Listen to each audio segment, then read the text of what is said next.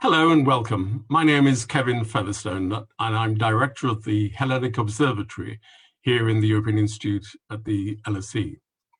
Today we're discussing the left in power, and our focus is on the left-wing government in Greece between 2015 and 2019. Our guest was at the very heart of that government. Euclid Tsakalotos was a minister and then finance minister in the SYRIZA governments. As such, he oversaw the Greek negotiations with his Eurozone counterparts in very difficult circumstances. Greece had suffered an unprecedented blow in the euro crisis. It lost over 25% of its GDP. Unemployment soared. About 1 in 4 Greeks were jobless, including almost 1 in 3 young people. The number of firms going bankrupt reached new heights. When SYRIZA came to power in January 2015, it did so with a campaign to stop austerity, to stop the monitoring of the Troika, but to stay in the Eurozone. Enough was enough. Its colourful finance minister, Yanis Varoufakis, led the challenge in Europe. Varoufakis was later sidelined by the SYRIZA government when the talks in the Eurozone seemed to be getting nowhere. In his place came Euclid Tsakalotos. As such, Euclid oversaw the transition from opposing any new Greek bailout to negotiating and implementing a third bailout. So what does the experience of SYRIZA suggest for the left in Europe? What does it tell us about democratic choice within the Eurozone, or about European solidarity? Critics blame SYRIZA for propagating populist illusions, making impossible demands that could not be met within the Eurozone. They see SYRIZA's version of a historic compromise as a kolotumba, a somersault. We have much to explore here. And Euclid is well used to the UK and has many friends in Britain. He studied PPE in Oxford, where he also obtained his PhD in economics. He taught at the University of Kent before returning to Greece and becoming a professor of economics at the Athens University of Economics and Business, and more recently at the University of Athens. To get us started, Euclid will make some opening comments for about 20 minutes or so. We'll then have a discussion and we'll open up the forum for your questions for those of you watching. For those of you watching this Zoom broadcast, then please send us your questions at any time using the Q&A facility at the bottom of your screen. Alternatively, if you're watching us now on Facebook for the live stream, then please send us the questions using the comment function. As the discussion proceeds, we encourage you to share your comments with us on Twitter. And the Twitter hashtag we suggest is hashtag LSE Greece. And we look forward to receiving your comments and your questions indeed at any time. As you send us your questions, can I please ask you to tell us who you are, but please keep the questions short. It will enable us to get through as many questions as possible. And I promise you that when I'm reading the questions on the screen, it's a lot easier if I'm reading 2 sentences rather than your magnum opus. So please keep the questions short. Let me point out that the discussion is being recorded and will hopefully be made available as a podcast later. You'll be able to download that podcast from the website of the Hellenic Observatory here at the LSE, or you'll be able to watch it using the Hellenic Observatory's YouTube channel later. So let's begin. And let me extend a very warm welcome back to my friend, Euclid Tsakalotos. Euclid, you're very welcome. And I know that you and I have known each other for many years. We haven't always agreed 100%, but we certainly have much friendship and professional respect. You're very welcome. We look forward to your comments.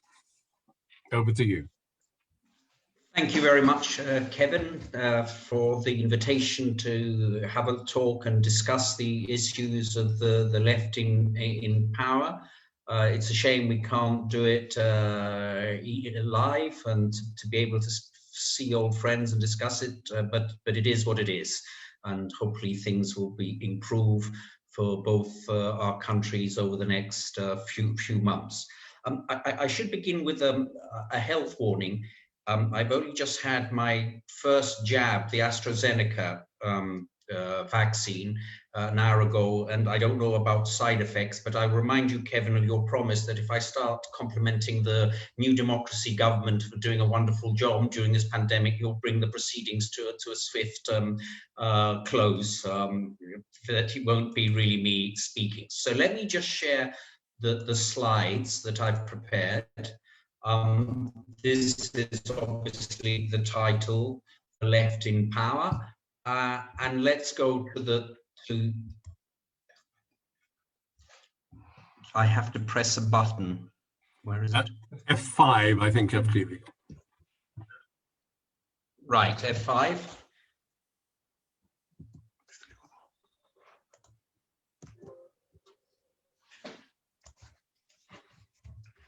Sorry about this. Okay, are we okay now? I think so. So that is the opening slide, the title, and let's begin. So I tried to divide it in the time available between the first term, which lasted from our win in the elections in January 2015 till basically the September 2015 election. The first term, I wasn't finance minister. I was a minister at the Foreign Office responsible for international economic affairs. And as Kevin said in his own introduction, things were very, very dire when we took over. He mentioned all the figures about the loss of 24% of GDP. I should say as a footnote, that is the greatest loss of any economy since records began in peacetime. And the unemployment was 25%. We had a humanitarian crisis, which extended not just to the people we usually call socially excluded, but to many working class and middle class people.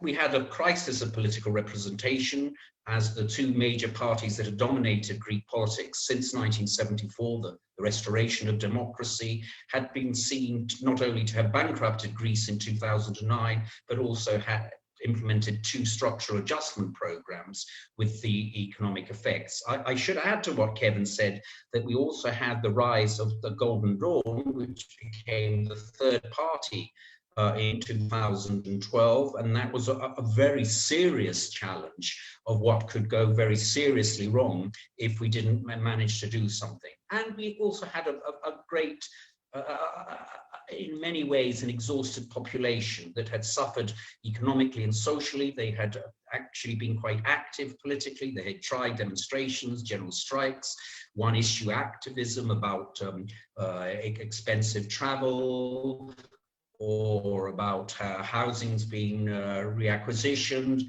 We have the phenomenon of the squares. Maybe we can discuss that later in the talk. And so really SYRIZA was seen by very many people as the last chance. Now, the internal situation was not only the economic and social background that I've just described, but the legacy of the previous government. The strategy of the New Democracy PASOK government by the summer of 2014 was, in my view, utterly cynical.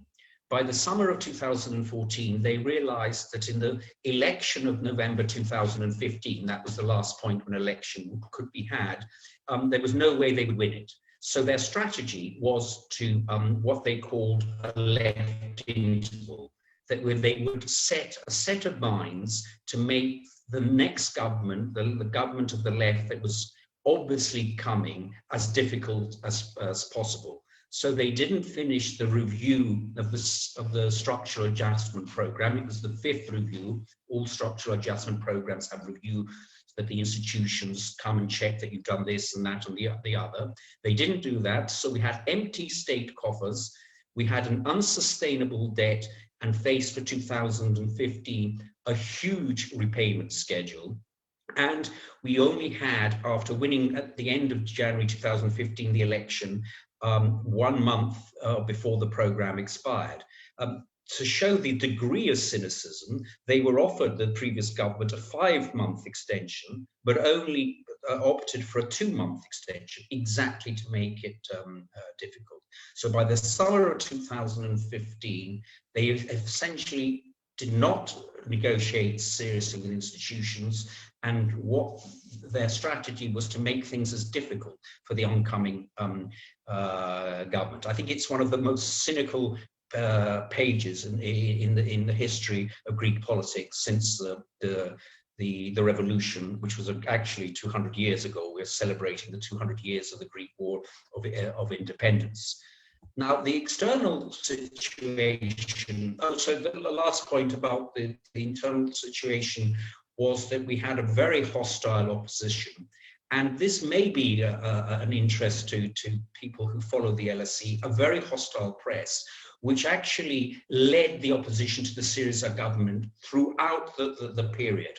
I write here the Latin Americanization of the press, because in a number of other left-wing strategies, to put it into context, whether in Venezuela or Bolivia and other Latin American countries, a very hostile populist press has led the opposition to progressive politics.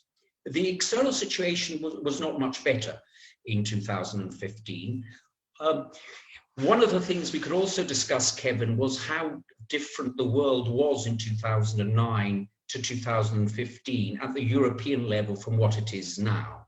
Austerity was the only game in town. You will remember that the ECB's response in 2009 and 10 to the financial crisis was actually to increase interest rates. There really was no dent in the neoliberal hegemony about economics. There was no recognition of what I call the Cain's problem of symmetric adjustment. This is the Cain's argument in the early post-war period, that if only countries with a deficit on the current account adjust by reducing wages and having a fiscal adjustment, and the countries that have a surplus and have a fiscal space do not expand, then the overall system is very contractionary. And what we faced from the first two structural adjustment programs, but then in our own structural adjustment program that will come, was that there was no help from Northern Europe expanding their economies to be able to help the countries that were in a crisis and were in a structural adjustment program, Spain, Portugal, Ireland, and Cyprus, to be able to gain competitiveness with the help of an expansionary policy of the North. And the balance of forces in the Eurogroup was, how shall I put this in English terms, not very favorable. Again, there's been a big change here. We now have a progressive governments in Spain and in Portugal. When I was finance minister, both Spain and Portugal in the early period had right-wing governments who were aligned with the northern the governments. So the Eurogroup really was Wolfgang Schäuble's court. He had around him not just Holland and the Baltic states, but even Spain and Portugal were completely aligned with this fiscal response, and the idea that Greece had got itself into in this problem, and Greece itself should get out of its problem. If you want to discuss later the first memorandum, the first structural adjustment program, and how unfair that was on Greece and how much it helped northern banks rather than Greece, then we can discuss it. And I think the main issue for the northern countries and the popular the parties of the right within Europe was that SYRIZA should get a bloody nose. the system of the Eurozone and the system of neoliberalism and the emphasis on neoliberal structural reforms had benefited the North, had benefited, in my view, elites both in the North and the South. And if SYRIZA succeeded, that would open appetites to Podemos in Spain or Bloco in Portugal. So Greece was made an example, so in Voltaire's term, pour encourager les autres, to encourage the others. So you can think of us as a Lord Byng, an Admiral Byng that had to be made an example. And then, of course, the external situation was also dominated by the institutions that responded to, who were accountable to the Eurogroup, to create a framework which was very pro-austerity, very neoliberal reforms. So I'm not going to say much more about the first term, because I think that this was what happened was that the negotiations did not go well. We led to a crisis where we could not accept the last offer of the institutions, which in my view didn't take into account any of the preceding negotiations. We rejected that. We went to the referendum after the which was in favor of or against the proposal of the Troika and the Eurogroup. That was rejected overwhelmingly by the Greek population by about 60-40 in the referendum of early July 2015. And after that, we negotiated a compromise. Now, as you said in your introduction, Kevin, a lot of people said that that compromise was a colotumba, that it was a somersault to turn the no vote into a yes vote in favor of structural adjustment programs. So the basis of my talk now is to actually discuss whether that criticism is fair and what could be achieved by a left-wing government, and what in fact was achieved, pluses and minuses, of course, as anybody would expect. When we made this compromise, and then we went to the elections of September 2015, it is to our credit, I think, that we were the only government that actually took a structural adjustment program to the electorate. This was not the case either in the first structural adjustment program of PASOK or the second one of PASOK New Democracy. We actually made a compromise and we set it before the people. So when they were voting in the September election of 2015, they had this compromise in favor or against, but they had it in front of them to be able to decide. And our strategy to make the compromise workable is what I've called, and we've discussed this, Kevin, between us, the three basket strategy. So I just want to take people through this three basket strategy. So there were three baskets in our approach. The first one, as you can see on the slide, is a large aspect of the structural adjustment program that was agreed with institutions. Now, you can think of this agreed agenda as the Lula strategy. Our strategy was that we must do certain aspects of the structural adjustment program and get them over with, so that we could actually leave the structural adjustment program, and that we should be quite harsh and quite determined to get some things done to be able to move that. It's called the Lula strategy because Lula in Brazil, when he first won the election, said he'd give the first year to the IMF and then the rest of the term would be for him. Now, in the agreed agenda, there were positive things and negative things. They weren't all negative. So there were negative things about the degree of fiscal adjustment, some more pension cuts, not as much as the previous two, but still there were some unfavorable aspects. But there were some very positive things about dealing with non-performing loans, or protecting the state from corruption, dealing with health procurements, making an investment strategy much more transparent and not liable to clientelistic politics. So that was the first basket. The second basket was areas that had been agreed with institutions in principle, but there was a lot of devil in the detail. So there were grey areas. And again, here, as you would expect, we negotiated very hard in the 4 reviews that we had with the institutions. And as people would expect, there were gains and losses. So that, again, some pension cuts I would add to the losses, but some were important gains about the nitty-gritty of the reform. For instance, the IMF, and I don't know if you want to discuss this later, because my view is that the influence of the IMF was pernicious throughout this period. The IMF really was hostile to all kinds of subsidies, child subsidies, health subsidies, and so on. They wanted a general minimum guaranteed income for the poorest of the poor, and all the money that was for social expenditure should go there. That is a typical neoliberal view, that you shouldn't have subsidies as entitlement in your as citizens, but really they should all be just for the poorest of the poor. And there we managed to both have a housing policy for the first time in Greece, and a serious a child poverty program.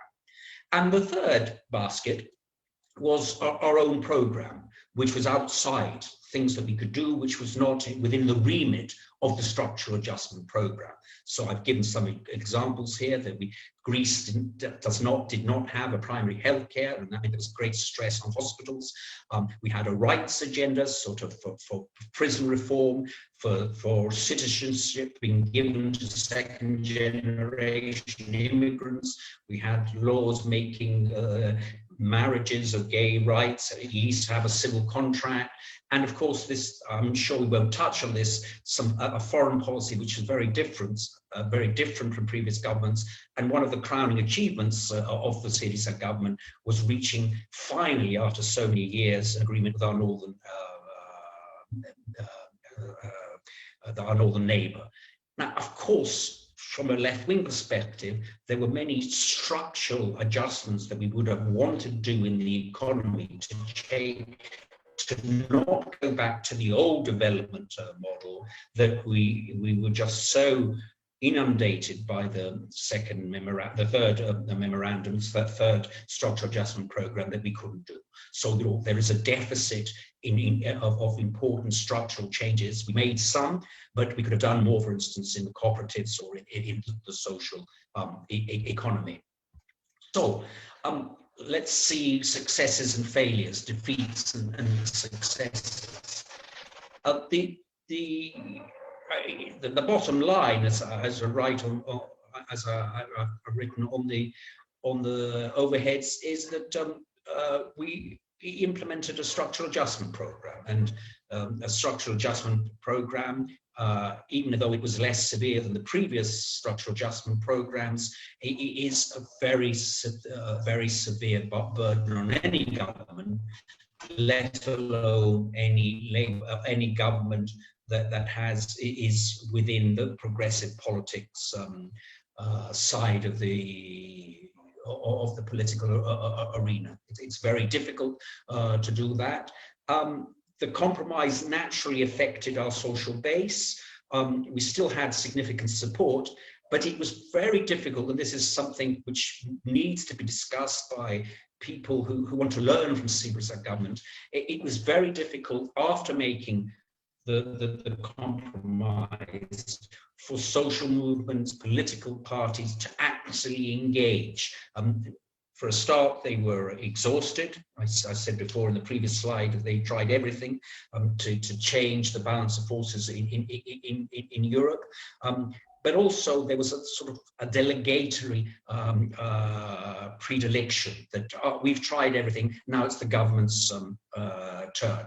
And one of the lessons of most left-wing politics is that unlike right-wing governments, the left-wing governments, if they succeed, do need an active social support to be able to change the balance of forces, to be able to deal with both the internal opposition and external opposition that I mentioned beforehand.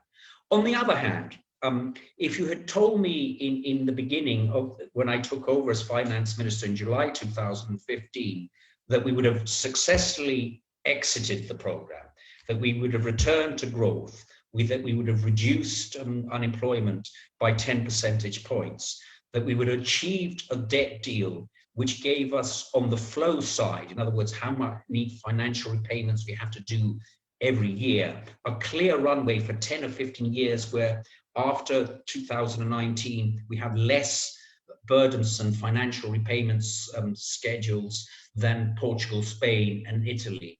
If you had told me we would been able to create a buffer to be able to access the markets, this was a 37 billion buffer. This was the first. Greece has had 3 major bankruptcies in its history, and no government ever before had thought that we need to have a buffer for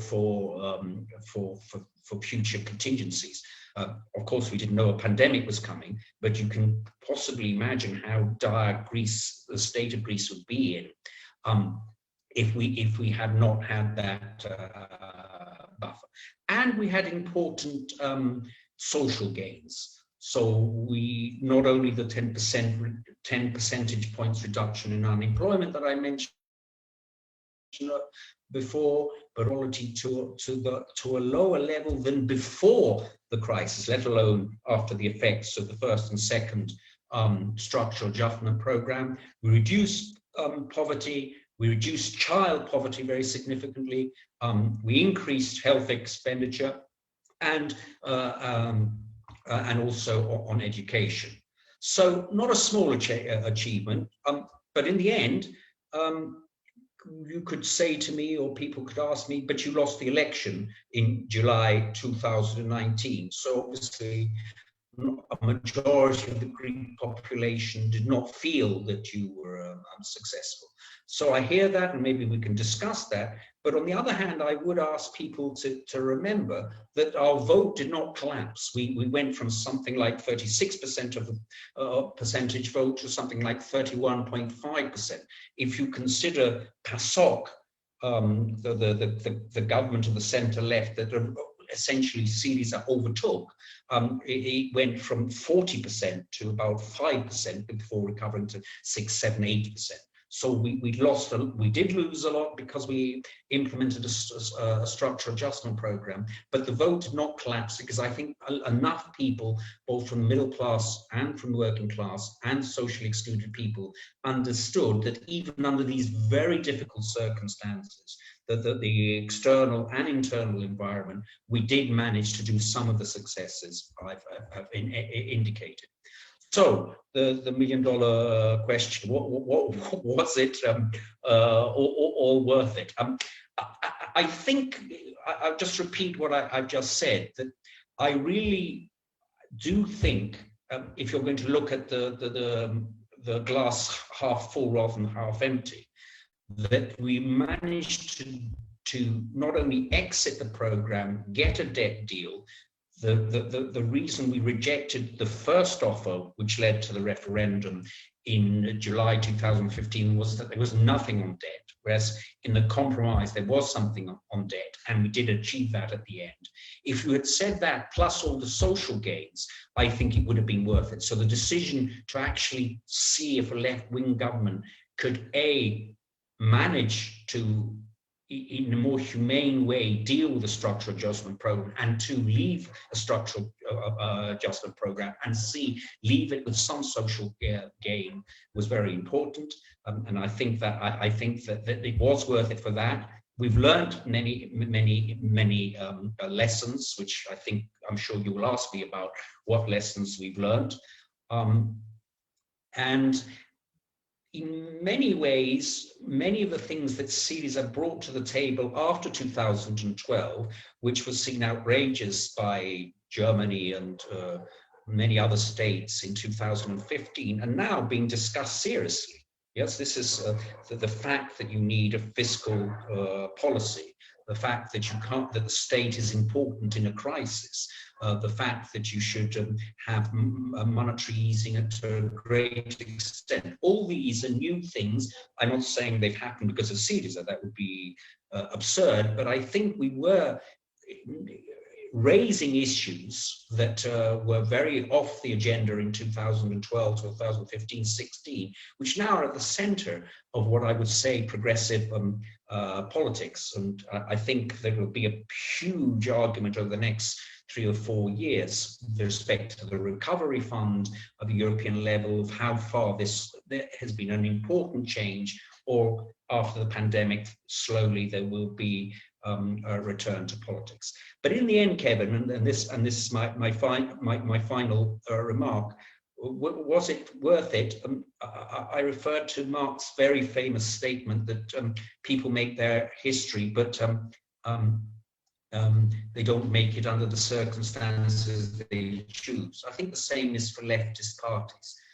You know, of course, I would have liked to be a finance minister with 5% growth, 5% unemployment, a European Union that had been convinced that only the state can deal with pandemics and the importance of building primary healthcare.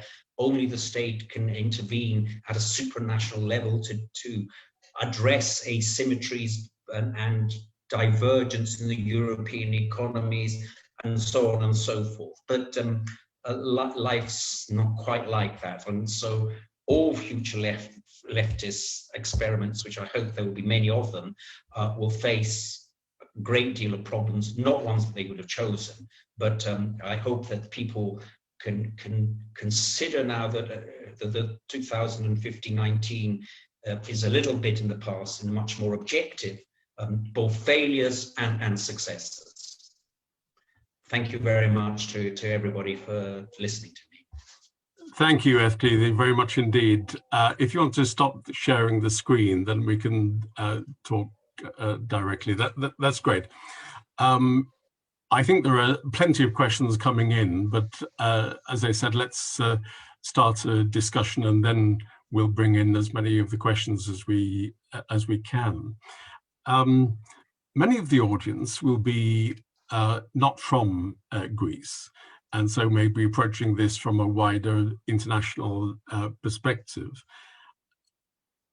I know, of course, that SYRIZA is a party with much internal debate, sophisticated currents of different thought and different strains, etc.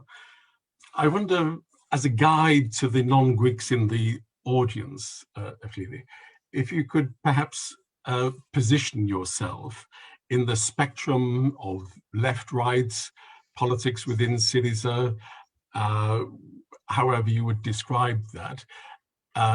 I think you would say that you were to the left of Yanis Varoufakis on many economic issues, but for example, not as left as, say, Lafazanis in terms of coming out of the Eurozone. So I wonder, if you were to position yourself prior to 2015, how would you locate yourself in the many internal currents of SYRIZA politics? Well, firstly, we should tell people what SYRIZA means, because it's an acronym, yes, and that might actually help. So SYRIZA is the coalition of the radical left. It was an attempt after Maastricht to have an open dialogue, which eventually led to SYRIZA, of leftists from a lot of currents, from Trotskyists, communists, Euro-communists, left-wing social democrats, people from the environmental movement, who realized that division is not helping us. So we had this sort of slogan that unity is more important than the right line, because without unity of the left, no line matters very much. And just having the line and not having unity, you just can't implement it. So I think you've actually mentioned some of the key aspects of it. Definitely to the left of social democracy. Remember, SYRIZA starts in the period where social democrats of the Blair, Simitis, Renzi have all but swallowed the whole package of neoliberalism, and it's in their period that huge inequalities actually start rising. So it's definitely on the left of that. It's definitely influenced by the anti-global movement, but it's, or maybe I should put it better, the alter-global movement, because there was a huge discussion within SYRIZA, given all these currents, to be pro-Europe or anti-Europe, to be for the euro or anti the Europe. And the position that won out was that there are too many issues in the at the European level that are supranational and therefore need supranational solutions. That this is the sort of the more positive way of putting it. I'll just say a word about the negative later. That whether you take economics and dealing with multinationals or financial markets, whether you take the issue of the environment that was growing there, whether you take the issue of tax competition, and whether you take the issue of migration, a large number of issues, we felt that from the experience of the British left in the 70s, the PASOK left in Greece in the 80s, and the French left in the 1980s, that going it alone doesn't work.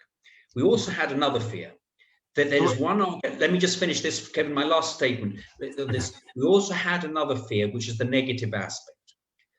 It is one question whether you should join the euro, but it's a different question if you're in the euro, whether you should leave. Because our fear was, and this is my last statement on this, that if you leave the euro and the euro deconstructs, it will be not under left-wing hegemony, but under very nationalist politics. That was our fear, and it is still our fear. That the breakup of the euro, even though the euro has a lot of problems, could be under the right-wing politics. Okay. I think I was more interested in where you would position yourself, though, in that spectrum, as it were. So, prior to coming to power, are you on the left of SYRIZA?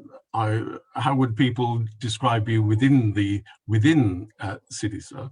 And then the next question is, where would people describe you today? I think prior to the governmental experience, I think people would have positioned me on the left of the pro-European part of the party. So it's not on one axis, it's pro-anti-Europe, and this is crude, of course, because obviously there were sophisticated positions in the middle, and left-right. So I think people would have positioned me on the left of the party, but the pro-European stance. I think now that I feel that with a lot of leftists, we are now, I would consider myself closer to Sanders and Warren than I would to for instance, Biden. But I think I'm part of that left now, and a lot of SYRIZA people are part of that left now, that do not really believe that centrist solutions actually work, that there is no hegemonic neoliberal strategy that incorporates enough of the working class and the middle class, as it did in the 90s, to be able to be successful. So we need radical policies, not just because I want to call myself a radical leftist, although I don't mind that title at all. It is because we actually believe that after the economic crisis of 2010 and the growth of inequality before and after that, and now the pandemic, we genuinely believe that strategies of Macron, Renzi, Blair just will not work, and that seems to me on any close reading of the economics and politics of the last 20 years. Okay, good. In 2016, in the New Left Review, Stathis Kouvalakis wrote a critique of the first year of SYRIZA in government, and let me just read a few of his comments by way of trying to prompt your reaction to this.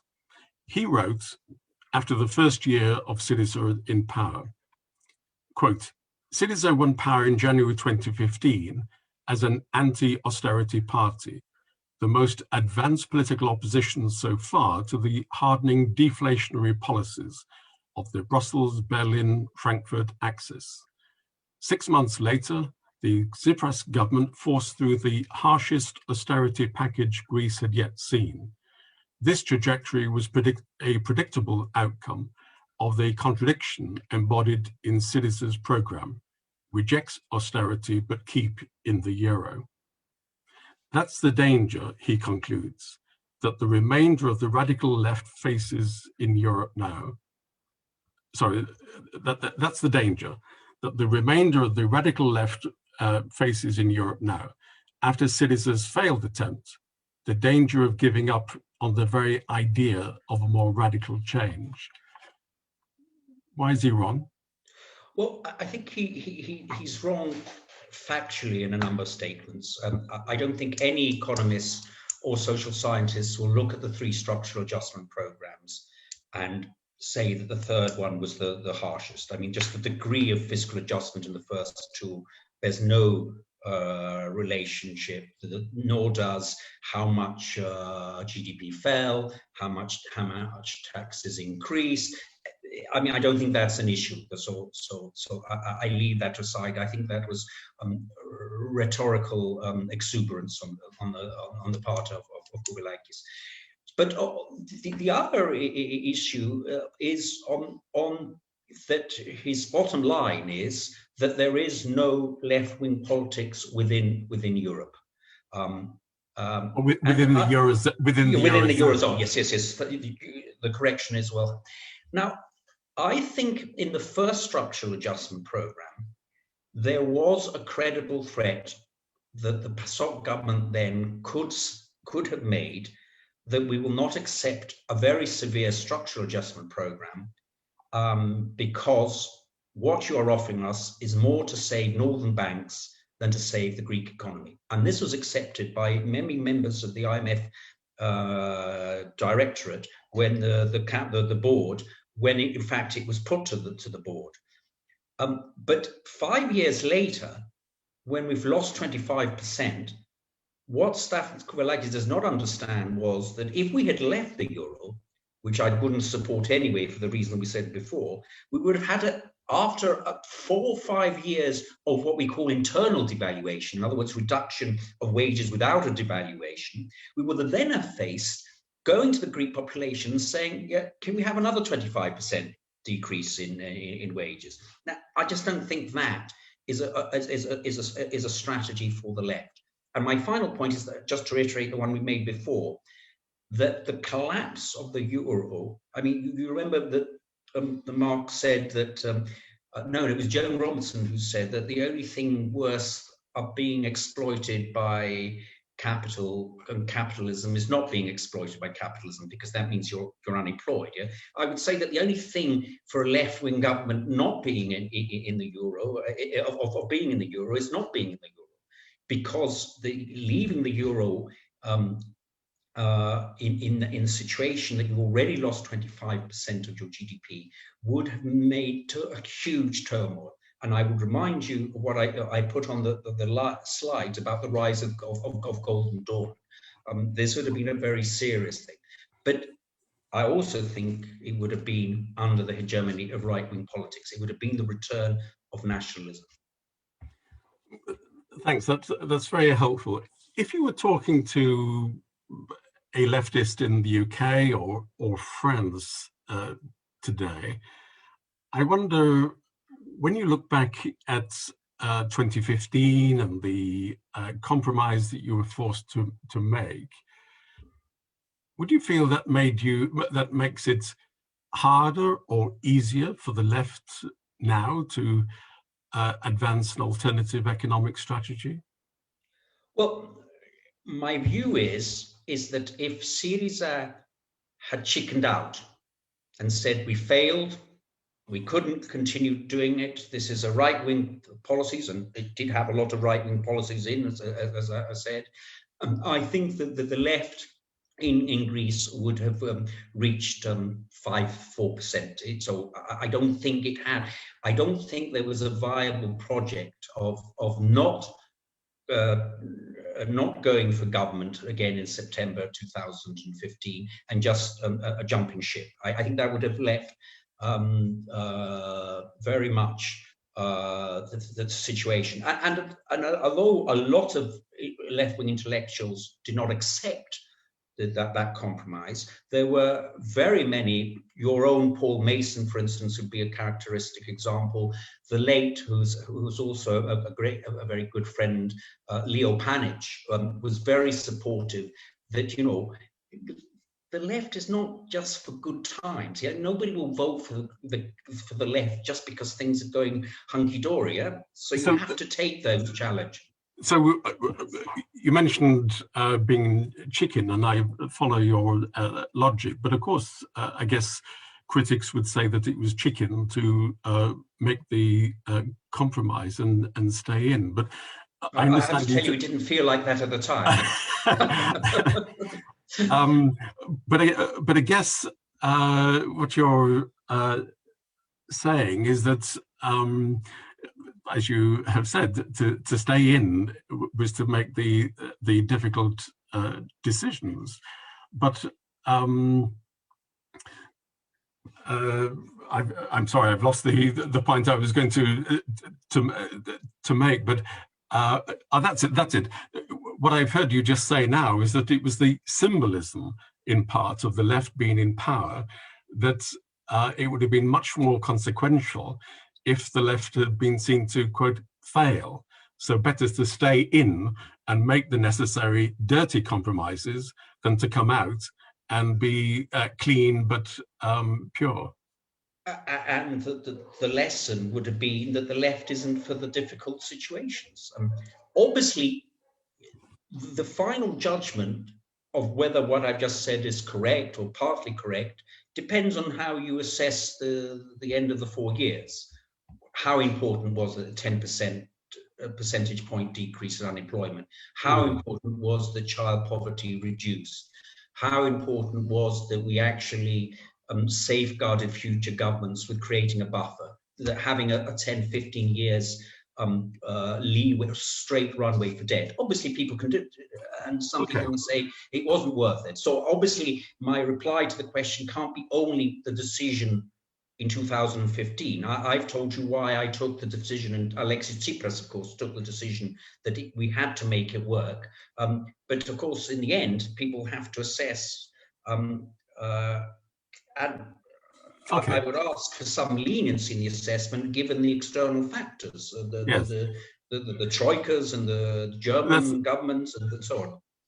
That's okay. The LSE is many things. We're not a court of law, and there'll be no verdict pronounced at the end. But I wonder if we could just focus briefly on the compromise, and then we can move on to other matters. So, the compromise that you've outlined in 2015, and your critics, of course, would question what the logic of the compromise was in relation to what you expected to be the situation before coming to power. Let me put it in this way. I heard a journalist express it, I thought, rather powerfully at an LSE event. What was it that you learned in 2015 about the need to compromise that you didn't know before coming to power? I think there are a lot of issues, but let me just say one, which I think is there. We thought we had greater bargaining power because we believed that if they were trying to force a government out of the euro in an attempt to have no compromise between the wills of the 17 eurozone economies and the will of the Greek people that had just been expressed in the politics, in the election, if they were not compromised and were actually trying to force us out of the euro, that would have led to the destruction of the euro. Now, I actually believe that is correct. If one country leaves the euro, I think it is very difficult for the eurozone to be feasible, to be sustainable. And the reason is that you, in economic terms, you change effectively a monetary union where there is a cast iron guarantee that no country will ever devalue into a fixed exchange rate system where financial markets take the possibility of devaluation into their accounts. But what we learned was that it doesn't matter what is true. It matters what the opponent, the other side, believes to be true. And I think that you can distinguish here, just naming it and personalizing it is perhaps unfair, but for the sake of shortness, I think Wolfgang Schäuble didn't believe it's true and actually wanted Greece to leave the euro because he is a federalist, but for fewer countries. So he wouldn't perhaps worried that if Greece left, then Portugal would have left and Italy then. And I think by the summer of 2015, after the referendum, Merkel's economic team didn't believe that.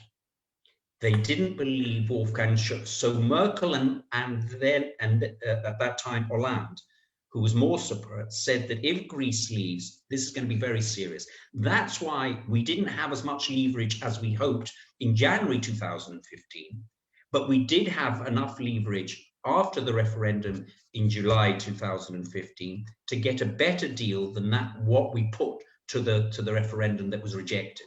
So it's a mixed picture. Okay, that's very helpful. I guess just one brief follow-up on that. Your critics, of course, would say that what wasn't predictable in January 2015 in the election campaign, you were saying they, meaning the Germans and the Eurozone leaders, will back down. Trust me, they will back down. Well, of course, many of your critics were saying in 2014, and also in that election campaign, no, they won't, and they didn't. I hear you, but how do you create progressive politics? How do you challenge a system like the Eurozone was not working for the South? Don't forget, it's not only Greece that's in a structural adjustment program, but Portugal and Cyprus and Spain and Ireland. If you have everything is given, the financial markets are given, the Eurozone is given, the institutions are given, and nothing can change. Progressive politics has to actually challenge the frontiers of what is possible. And if you don't do that, you might as well become a Blair or a Renzi, which obviously I don't want to do.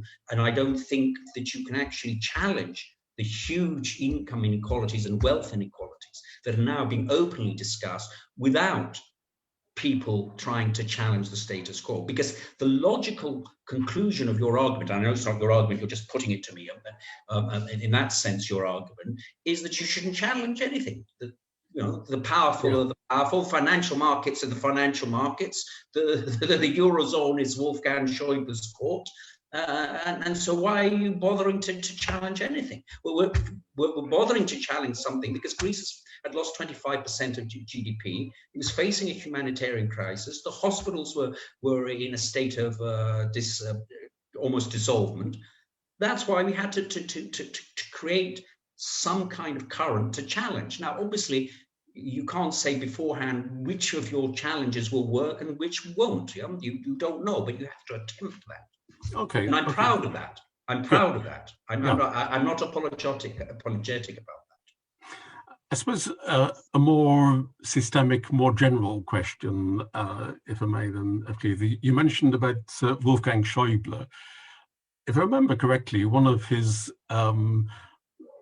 famous comments in January 2015 was, quote, "We don't change policies because of elections."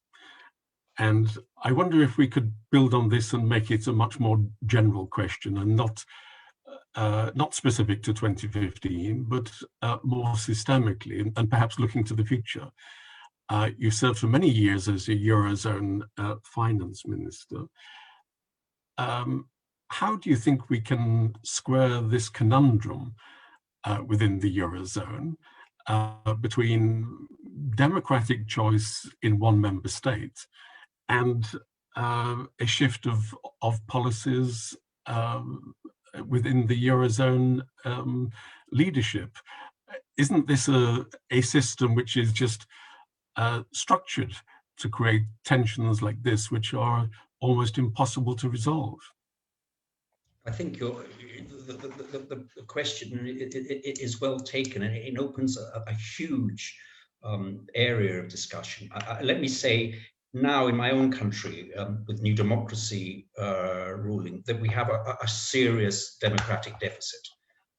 That neoliberal, it doesn't seem to me possible that in a country like Greece and many other countries, you can actually impose neoliberal policies that do not extend some of the benefits as in the past to sections of the working class and middle class without a turn to authoritarianism.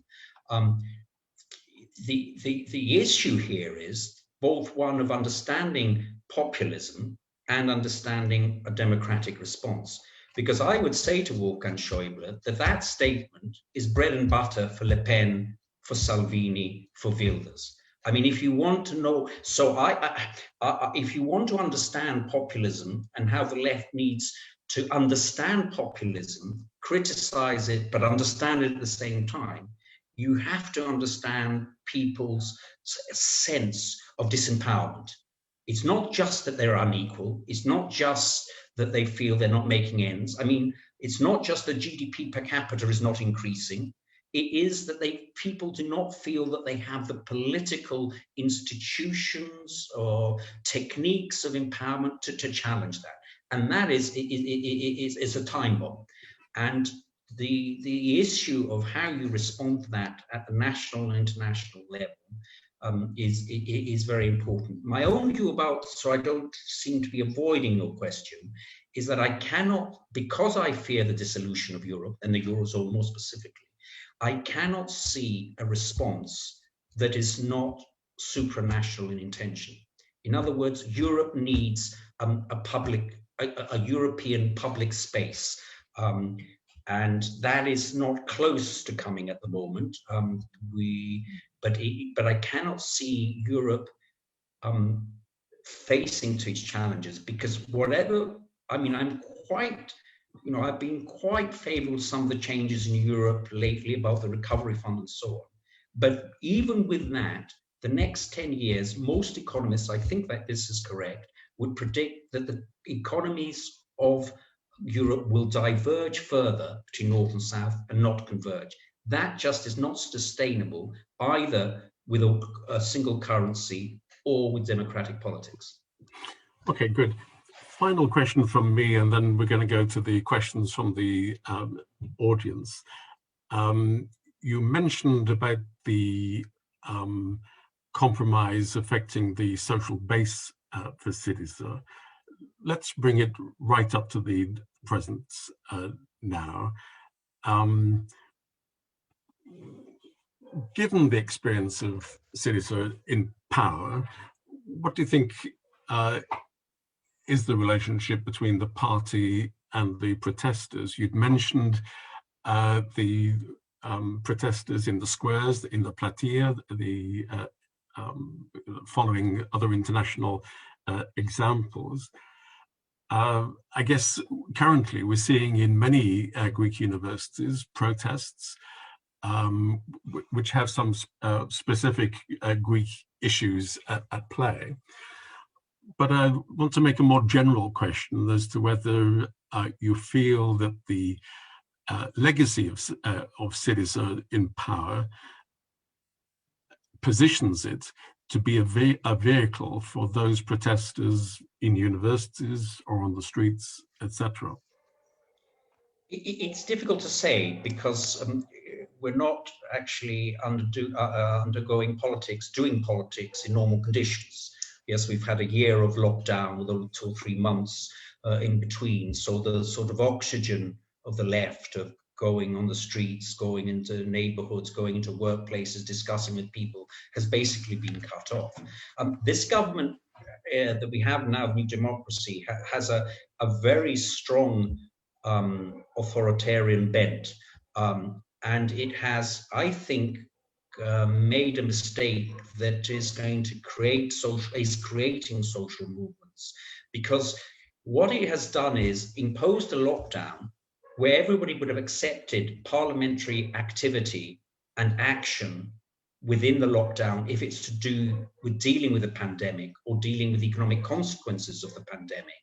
But it's not acceptable to not allow people on the streets, not to be able to challenge, because democracy, after all, is not having an election every 4 years. It's a vibrant process of resistance, trying to change the balance of forces. And what they have done is they have implemented very controversial legislation on collective bargaining, removing workers' rights, on bringing armed police into the universities, of various other issues about civil rights, the ability to demonstrate, while not allowing people to demonstrate.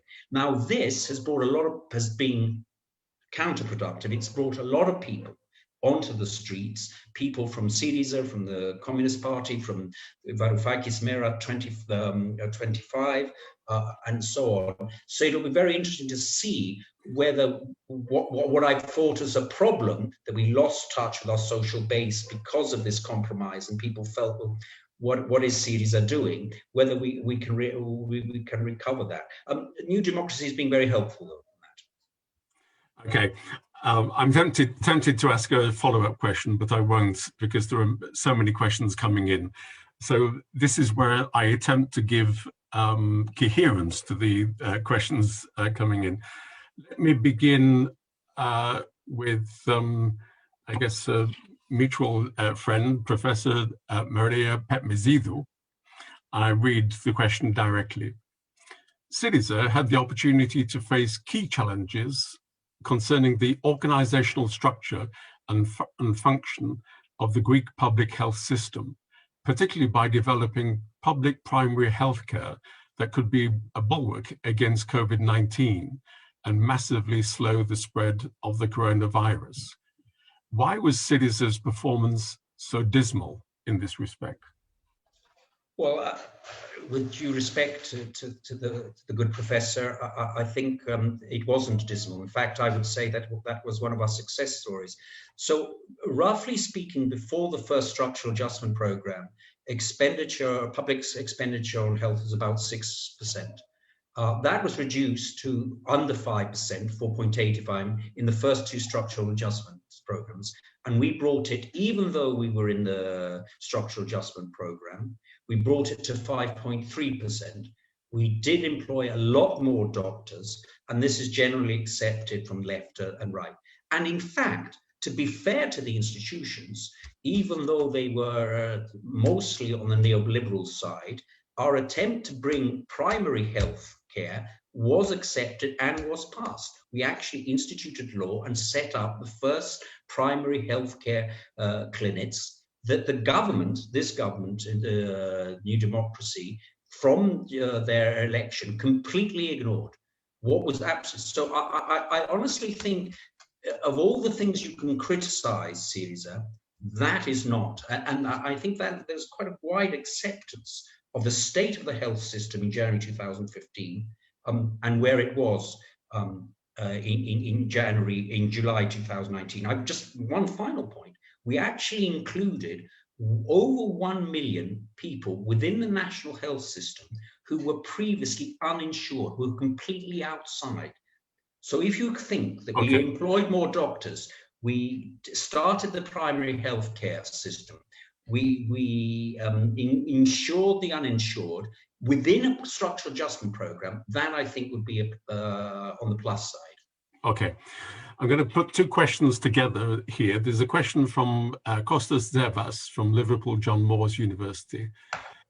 Euclid, he says, do you regret coalescing with the populist right, and did this affect your progressive agenda?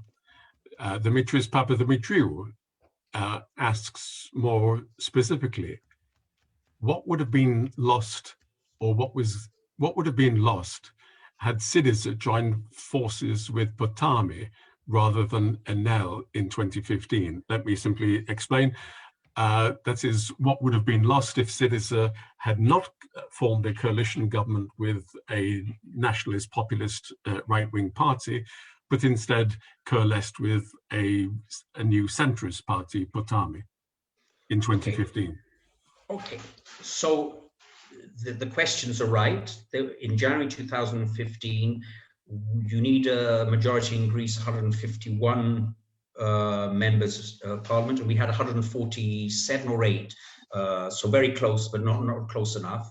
And we did ally with the populist right-wing government, populist right-wing party, who were very against the structural adjustment programs and very against the austerity.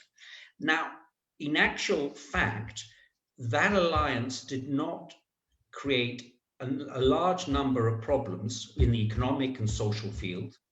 And it didn't, this surprised me because I was a skeptic, it didn't create that number of problems, even on the democratic agenda, on gay rights and immigrants, which you might have expected. In fact, they sort of passed on those issues and let the majority party have its say on progressive politics, like on gay rights and prison reform and the citizenship to second generation immigrants. So they were good coalition partners because they were supplicants, but wouldn't Potami have supported those? Right, yes, I'm coming to that. But of course, the whole alliance collapsed over the issue of Prespes, on the whole issue of our northern neighbor, where they considered this was a sellout of the Macedonian name. I don't think we have time to get into that issue. So that was where the problem was with this right-wing populist party. Now, it sounds logical that we should have gone with a centrist party, but it is part of Greek politics that after the Simitis government of PASOK and after the 2 structural adjustment programs after 2010, the center was very radicalized towards the right. There's a Greek expression now, which is the extreme center. That's what the term we refer to a number of, and they were very, very hostile to SYRIZA. So on the economic front, they were far closer to the previous government on what I would say the economic social agenda was. That they really had chewed off no, that's not I was trying to translate a Greek expression.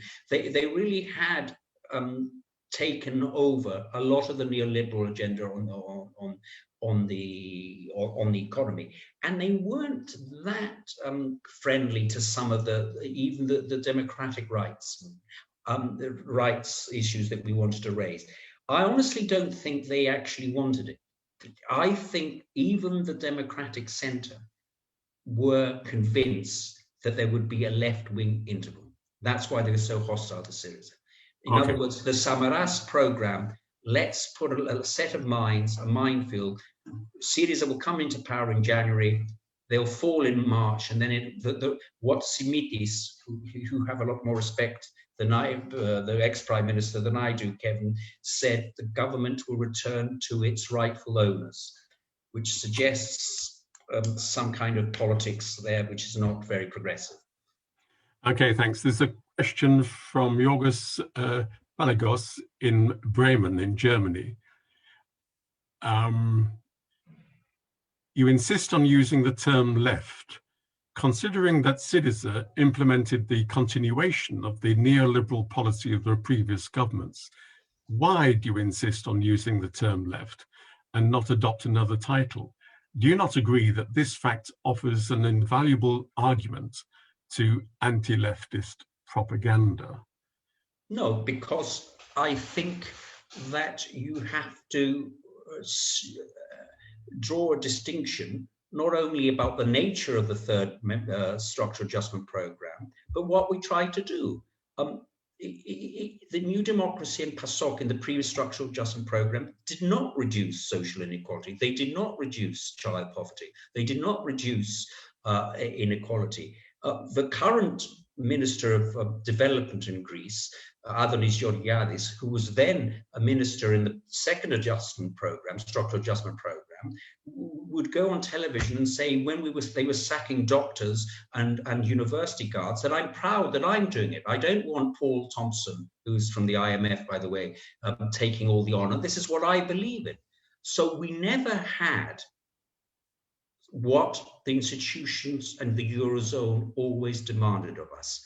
They demanded that we should take ownership of the program. We never did that. We always said it was imposition, an imposition from the outside. We would do our best, given the compromise, to change its direction. And in certain areas, we succeeded. In certain areas, we didn't succeed. But to say that it's exactly the continuation of the first two structural adjustment programs, I think is just not correct. Thanks. There are many questions. Let me pick this question here. We're going to a European dimension. Yorgos Karax, LSE Alumnus. I'm sorry, this is from Charlie Mansell in the United States. SYRIZA is currently polling 25 to 28% and is 15% behind in the polls, whilst Podemos, though in government, has seen its vote share drop too. And the Dutch elections also saw a drop in all the left parties' votes. And this is going to be difficult to pronounce. Should Podemosization, Syrizization, join PASOKification as a term we should also use for current left vote share decline? The figures the questioner asks are roughly right. We are lagging in the polls.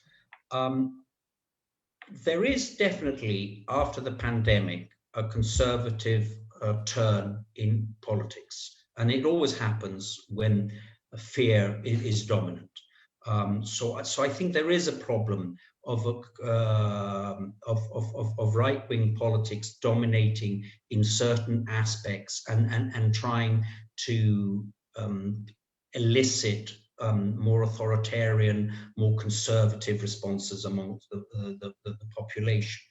But I don't think that the left can recover the hegemony by just saying that it never will form a government, that it's not interested in power. I think you have to find a beau milieu between seeking government and seeing how you can align with social forces that can exploit another current, which is at the same time a result of the pandemic.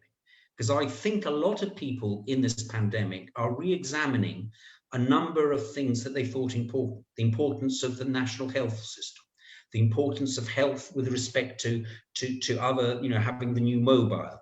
They're readdressing the issue of the state and the state involvement. All those lectures I used to have as a finance minister, that the state can't sort this out and the state can't sort that out, that is changing. So at the same time that there is a conservative shift due to fear and the exploitation of right-wing and not so right-wing governments of fears about the stranger, the immigrant, the young people and so on, there is another shift going on, which is saying that what we were told in 20, 30 years of neoliberalism is not right.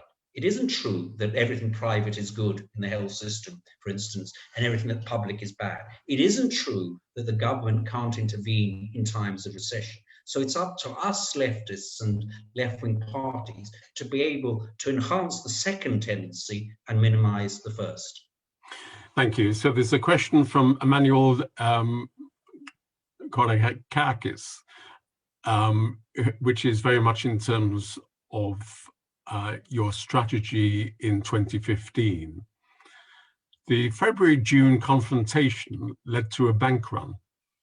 Had you applied a wedge, say 10% in outflow of funds from the Greek banks, and introduced a fiduciary deposit accounts for Greek bank depositors, businesses, as we had applied in Cyprus after the bail-in, you would have definitely avoided the bank run and the sentiments of a bail-in. That would have bought you time for a more efficient negotiation with a better outcome. can you explain why you didn't?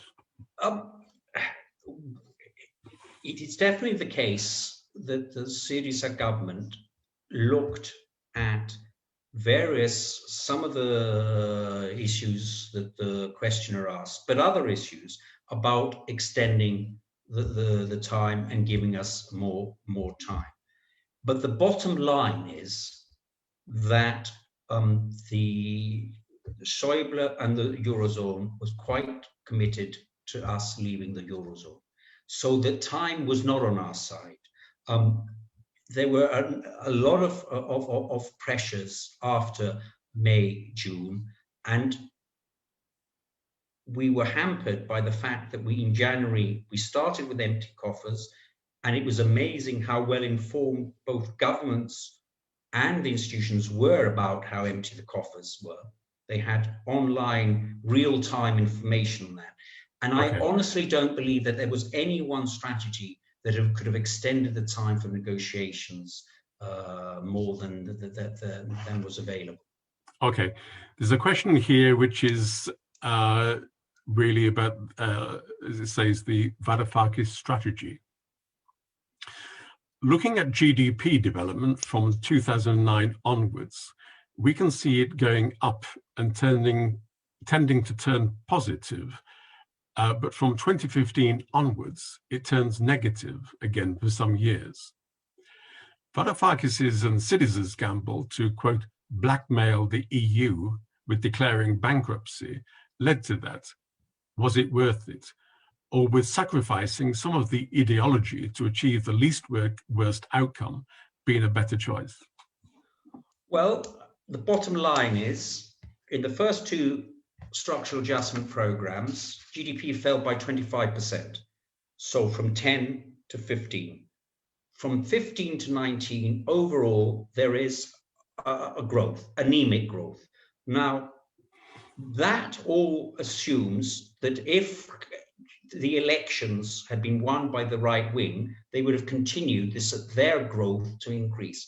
And I would ask the questioner, why didn't they finish the fifth review of the program in the summer of 2015? If things were so well, even with 27% unemployment, even with banks having a lot of non-repayable loans and so on, why did the Samaras government close the fifth review, extend the program, get out of the program, perhaps with a credit line?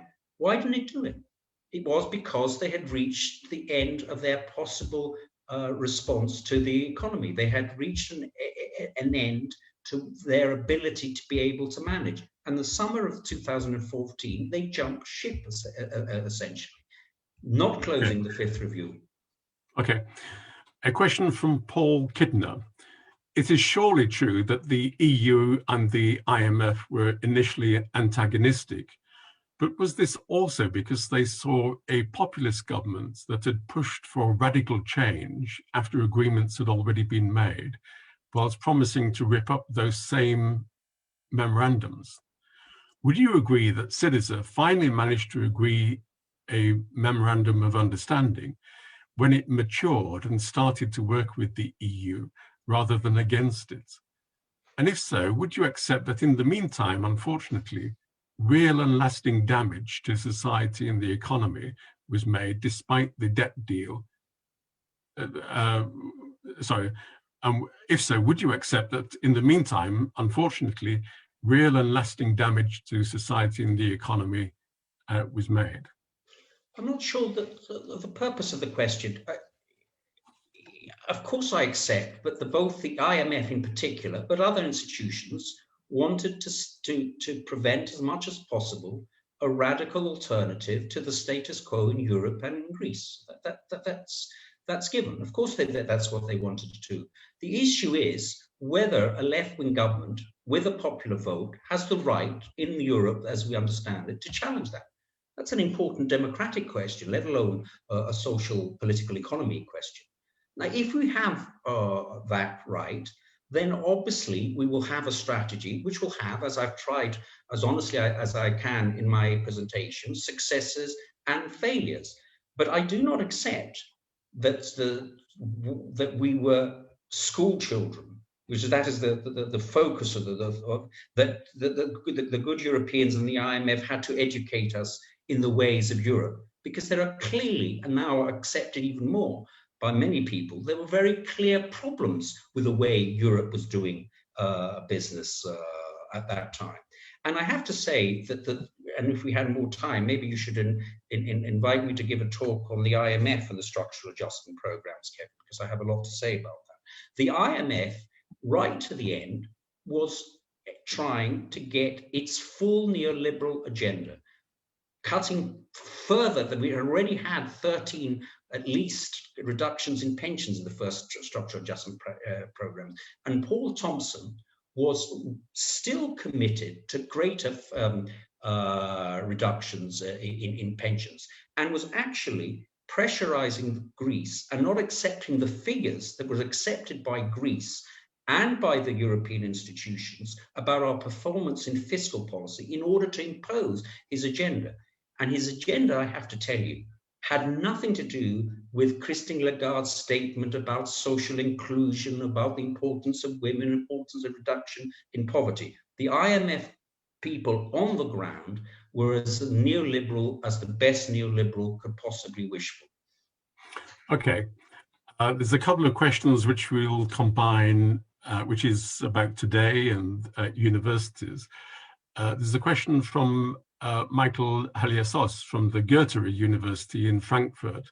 Thanks for the presentation. How would you assess the effects that SYRIZA had on the functioning of Greek public universities? And then I think there's another question. Yes. If policing schools is wrong, then what is your answer to the massive lawlessness that exists in Greek universities? Also, if extreme policing can suppress freedom of speech, which it does, and this should be regulated, would you argue that the current conditions allow for freedom of speech? So there's lots of questions there, but first perhaps you could simply say, what did SYRIZA do for public universities in Greece? And today, what aspects of the protests in Greek public universities would you not agree with? This is against the background, of course, that we've seen these last few months, protests which have humiliated the rector of your former university, the Athens University of Economics and Business. Long term, we've seen much vandalism and criminality on Greek university campuses. So something's got to be done. What should be done which would be effective and acceptable? Well, the first thing that shouldn't have been done in the second structural adjustment program is actually fire guards, not police, but guards who were actually doing a job of safeguarding the universities. So let's put that in the context of the second adjustment program. But you wouldn't say that before, whenever 2012, you wouldn't say that the order in Greek public universities was hunky-dory. I definitely challenge both the premise of your question and the premise of the question. The idea that the Greek universities are rife with violence, illegality is just not true. It just isn't true. There are problems in certain universities, but most Greek universities do not have such a problem. And of course, most people who oppose, who come from the standpoint I'm hearing these questions, actually are not just interested in reducing important pockets of violence, I accept, and disorder, but they actually want to change the nature of Greek universities, where there have been important occupations about very important issues about how much money is given to universities, what is the ratio between teachers and students, about the nature of courses. So I think it's very important that a lot of people who have this agenda that Greek universities are full of violence and strife and so on, have an agenda which is, frankly, to challenge very important liberties that have historically been important in Greece. And I remind you, every country has its own rights and its own history of that. In Greece, it was the students of the National Technical University and the law school that brought down the junta. That history is symbolically very important in Greece, and it's very important also to very many European students and university professors that I've spoken to. We have that current of radicalism, and I honestly believe that although there are problems that can be addressed about enlightened minorities who think they can impose their will on others, and so in this area we would agree, Kevin, but there is also another current which is very important about resistance. And I just do not believe that the response of this government to have armed police, we already have the biggest percentage of policemen, together with Cyprus, in the whole of Europe. The government is now proposing to employ another 1,000 armed policemen within the universities. If you think that is going to sort out the problem of Greek universities, I really think that we are very far apart from this. I think SYRIZA did a lot for university education. It did things to do about courses for students from poorer areas. It tried to introduce 2-year courses for intermediate between university and technical training. It tried to conglomerate some universities with technical colleges. Perhaps it didn't do enough, and I don't think it did as much as in health. That's why I disagreed with Professor Betmenziou's question at the start. But definitely, I think it did have a policy for education, which is worth examining. Okay, I'm going to squeeze in 2 more questions. So if I could just ask you to be brief on these 2, please. So the question from Rodolphus Maslias from UCL. Should SYRIZA have done more to address clientelism in public administration and Greek society? And how an important priority for SYRIZA in the future is that? In this area, I think we really did try to have a break with previous governments. So we had both a reform of the public administration. We had in many ministries important reforms to protect for instance, the way investment grants are given or public procurements in health are given, to make them online together with a transparent way. Even in the social area, who gets what benefit was completely transparent with platforms. All these were very important interventions in changing the clientelistic politics. I have to say, one of the most disappointing things about the new government, New Democracy, is how we've had a straight rerun as if nothing has happened. Clientelistic politics, I have to say, are alive and well in the Greece of Konstantinos, of Kyriakos Mitsotakis, to the extent that the party boss of Preveza, which is my hometown, is now the head of the hospital in Arta, the neighboring region, and the party boss of Arta is head of the hospital in Preveza. I mean, we really have, this has been most disappointing, even for somebody like me who's anti-neoliberal and has few expectations of this government. The fact that it has been so cavalier in clientelistic politics is actually shocking. Okay, last question, and we can give you a full 2 minutes to answer this, Euclid. Some on the left in Greece argue about what we would call a big tent politics. That is, that SYRIZA should open up to the centre left, and that is a strategy going forward. It's a strategy which has been associated with Alexis Tsipras in recent times as well. What would your position be at the moment in terms of SYRIZA and its more moderate left-wing parties in terms of trying to achieve its objectives in the coming period? And if there was an election for the party leadership of SYRIZA this year, Are you going to be a candidate? Okay, let me answer that in the end. My view on alliances is as follows. I think the present government is failing in so many ways, in the health system, in the economy, in the return of clientelistic politics, that I genuinely believe that SYRIZA should be open to alliances with other leftists and centrist parties to challenge both the neoliberal direction and the clientelistic politics of this government. Number one.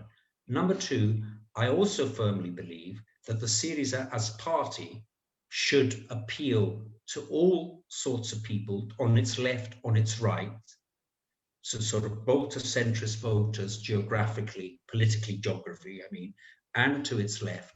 But that is not the same as proposing centrist policies. What I said at the beginning, I firmly believe.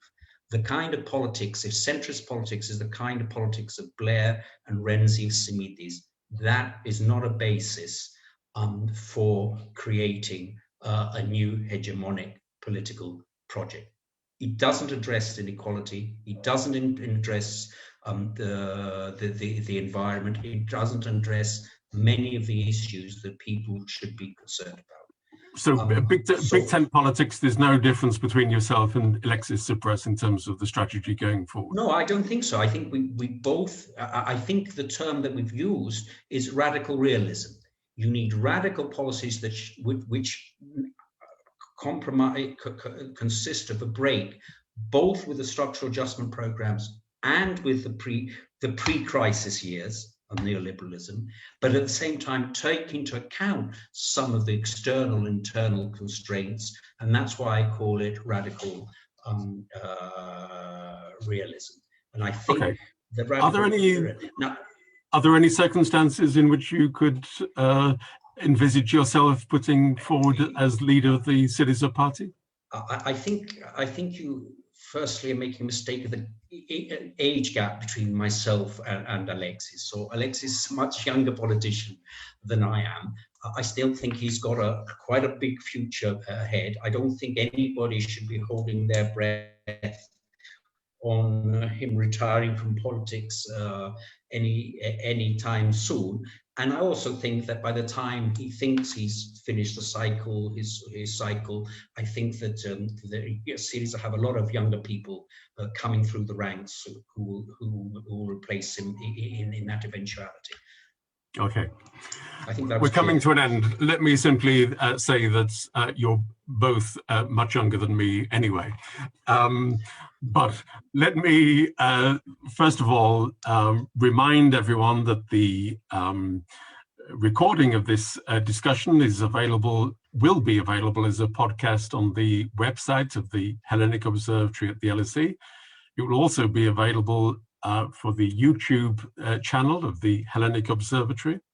Can I mention that our next Hellenic Observatory event is part of a series which would normally take place in Athens, and that is by a professor of economics here at the LSE, Oriana Bandiera, who is the Sir Anthony Atkinson Chair in Economics at the LSE. And the title of her talk is Inequality, the Misallocation of Talent and Economic Development. And that will take place online, of course, on the 15th of April, UK time 4 o'clock, Greek time 6 p.m. And that is a series of lectures which the Hellenic Observatory has. For Oriana Bandiera's lecture, we will have two discussants. Aristides Hatsis, Professor of Philosophy at the University of Athens, and Daphne Nikolitsas of the Department of Economics at the University of Crete. So let me, first of all, thank my colleagues in the Hellenic Observatory for their support, and the LSE events team, very professional as always. But to finish, let me give a very warm thanks to our speaker, Euclid Tsakalotos, for coming and joining us and speaking so clearly and so informatively on the experience of the left in power in Greece. and for answering so many diverse questions. You can see on the screen that if you want more information about the program public activities of the Hellenic Observatory, please visit our website. But again, thank you, Euclid, and thank you to everyone for watching, and we look forward to more discussions in the future. Thank you, bye.